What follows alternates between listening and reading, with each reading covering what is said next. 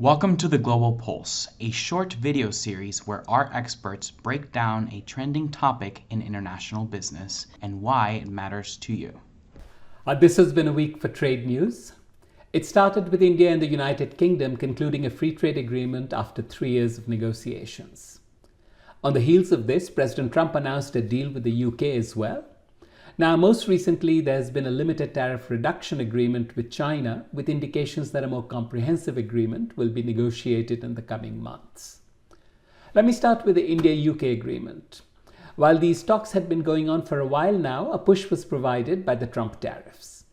In light of the US tariff increases, many countries have been trying to reach agreements amongst themselves to facilitate more trade. A sort of as an insurance policy against the loss of access to US markets.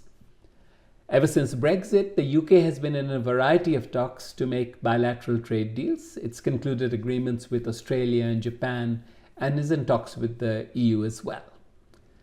As part of this new deal with India, India has promised to reduce tariffs on whiskey, gin and automobiles. In return, Indian staff relocating to the UK, operations of Indian employers, will be exempted from Britain's 15% national insurance contribution for 3 years. In general, as the US becomes an unreliable trading partner, we should expect to hear of new deals between countries that will encourage trade between them.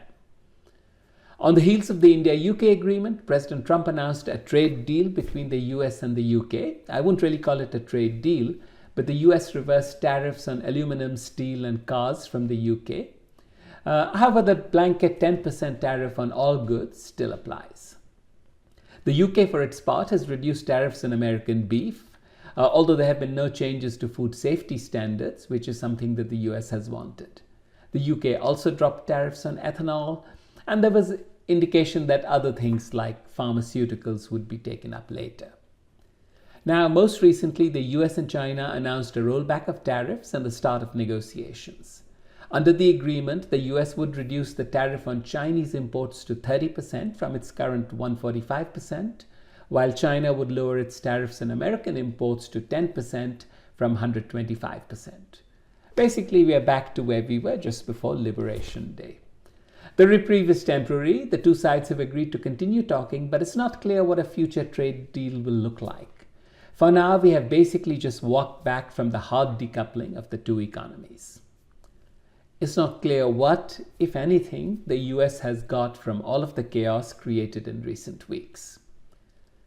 Let me end by making a broader point. Supposing we grant the premise that the previous state of affairs was unfair to the US, and other countries had freer access to our markets than we had to theirs.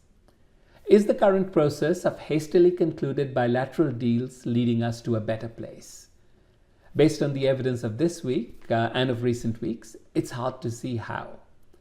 There is another way of tough negotiations within the framework of broad multilateral or multi-country agreements, such as the World Trade Organization or the Trans-Pacific Partnership that we abandoned some years back. A world of bilateral agreements with countries offering each other special treatment risks destroying that whole framework.